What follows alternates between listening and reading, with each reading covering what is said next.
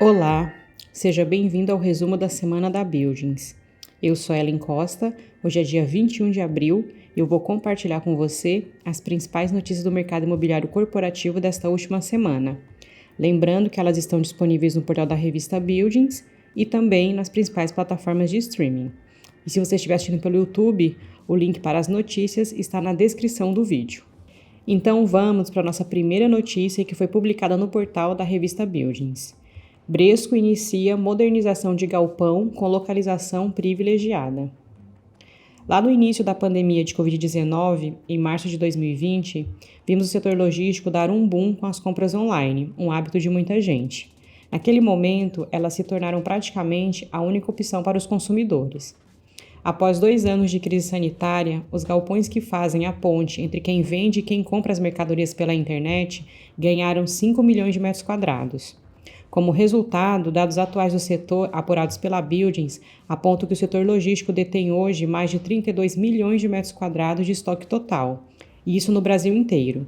Em São Paulo, o maior polo logístico do país, são 377 condomínios, dados do primeiro trimestre de 2023. O número representa mais de 17 milhões de metros quadrados de estoque total de todas as classes.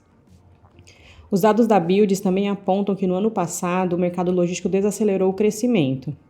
Exatamente por isso, os proprietários e players do setor estão olhando para seus ativos com mais atenção.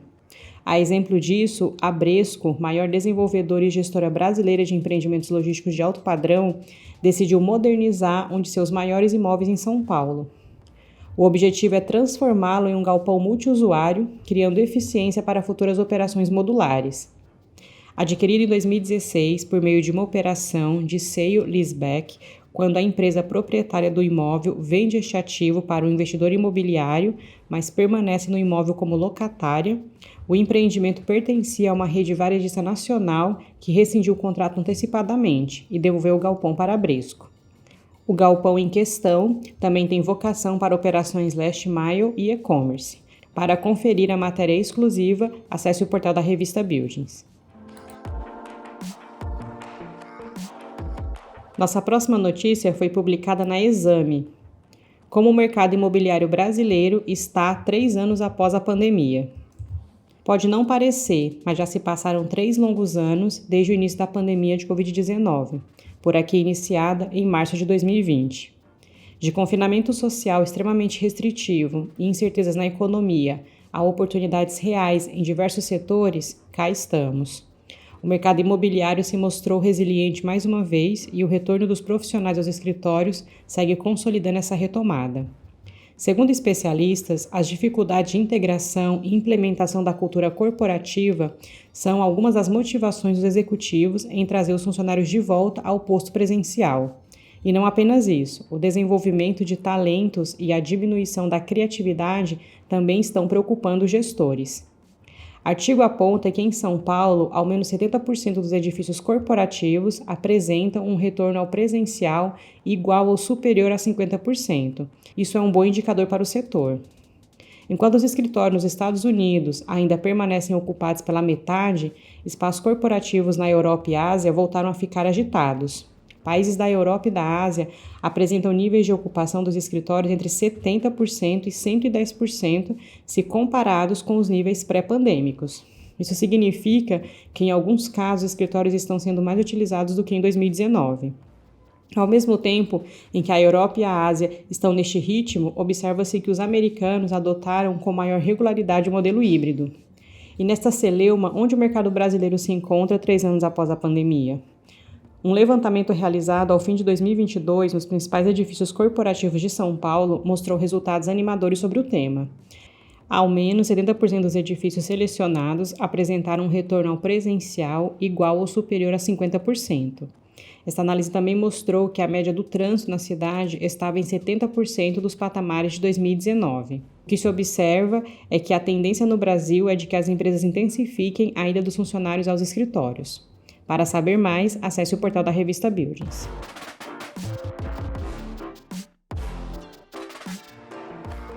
Nossa próxima notícia foi publicada no portal Pipeline. Calote em CRIs já atinge 11 fundos imobiliários listados em bolsa. O aumento da inadimplência de títulos de crédito também chegou ao mercado de fundos imobiliários. Pelo menos 11 FIIs listados na Bolsa, que investem em papéis de dívida do setor, informaram neste ano, até o dia 13 de abril, problemas com o pagamento de certificados de recebíveis imobiliários, os CRIs, em carteira, com uma soma que já chega a 1,7 bilhão de reais. A enxurrada de calotes ocorre 3 anos depois de esse tipo de fundo ter sido um sucesso de demanda. No início de 2020, quando a pandemia esvaziou ruas e virou um tormento para os fundos de tijolo, os investidores correram para os fundos imobiliários de recebíveis que compram papéis de dívida do setor atrelados a índices de inflação ou ao CDI. Depois da bonança, contudo, veio a tempestade. Neste ano, esses portfólios acumulam queda de 4,2% na Bolsa até 14 de abril, segundo o índice Teva de fundos imobiliários de papel. Desempenho pior que o dos fundos de tijolo, que estão com recuo de 1,4%. O principal vilão é o juro alto, que dificulta a vida das companhias do setor imobiliário que não geram caixa suficiente para fazer frente ao volume das dívidas e arcar com os investimentos. Além disso, as empresas inquilinas que fazem parte de setores que ainda não conseguiram se recuperar da pandemia ajudaram a fazer o tempo fechar e contribuíram para o aumento da inadimplência de títulos do setor imobiliário. Para saber mais, acesse a revista Buildings.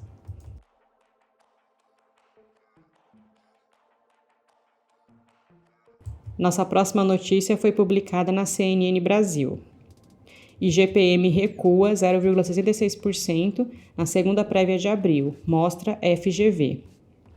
O Índice Geral de Preços ao Mercado, o IGPM, recuou 0,66% na segunda prévia de abril, após alta de 0,11% na mesma leitura de março, informou na última quarta-feira, dia 19, a Fundação Getúlio Vargas. A desaceleração foi puxada pelo declínio do Índice de Preço ao Produtor Amplo, o IPAM, de 1,03%, ante elevação de 0,01% no mesmo período em março. Já o Índice de Preço ao Consumidor, IPCM, arrefeceu de 0,50% para 0,38% na mesma base de comparação. Por outro lado, o Índice Nacional do Custo de Construção, o INCCM, acelerou a 0,24% na segunda prévia de abril, após alta de 0,12% na mesma leitura de março.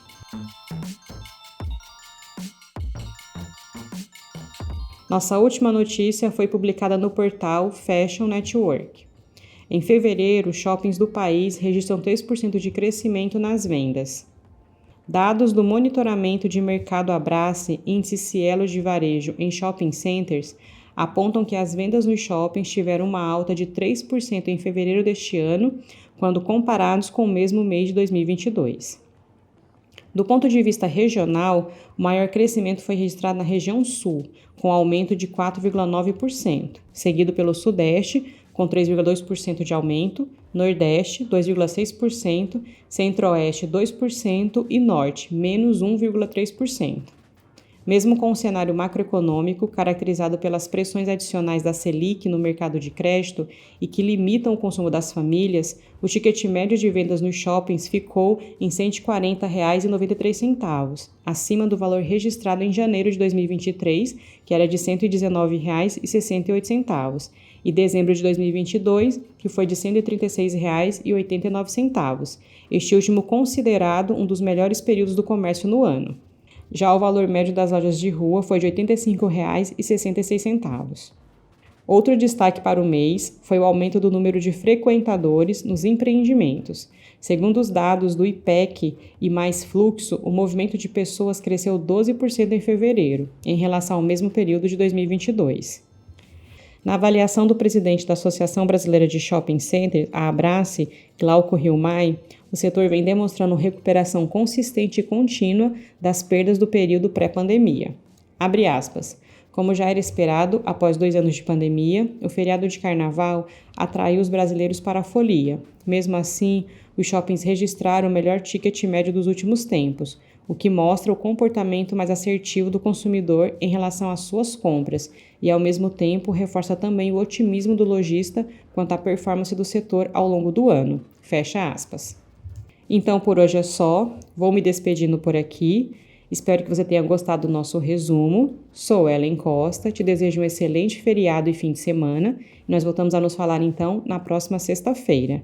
Um abraço e até lá!